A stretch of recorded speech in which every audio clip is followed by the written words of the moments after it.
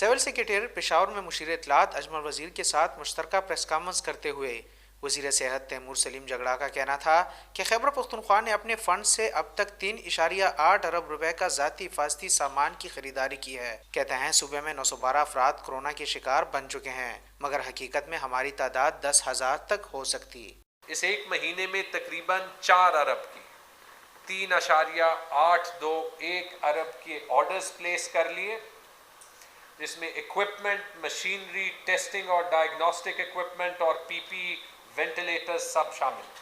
Press conference से खिताब करते हुए अजमल वजीर का कहना था कि ताजिर बिरादरी के मसाइल से हुकूमत बखूबी आगाह है। कोरोना को शिकस्त देने के लिए सूबाई हुकूमत ताजिर बिरादरी, उलमा इकराम और अवाम को साथ लेकर चल रही है। तो हम दो जंग लड़ रहे हैं।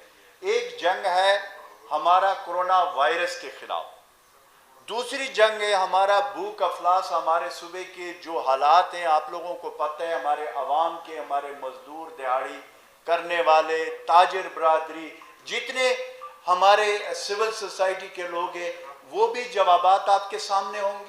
वज़ीर सेहत का कहना था कि सूबाई हुकूमत लोकम स्कीम, रैपिड रिस्पांस टीमों, आइसोलेशन और करंतना मराकज़, टेस्टिंग इस्तेदाद और एहसास प्रोग्राम पर काम कर रही है। लोकम स्कीम के तहत मौजूदा सेहत अमले के बैकअप के लिए मजीद अमले की भर्ती की जाएगी और अब तक इस स्कीम के जरिए चंद दिन में 16,000 से ज़ायद स्पेशलिस्ट, डॉक्टर्स, नर्सेज, पैरामेडिक्स और दीगर अमले ने अप्लाई किया है।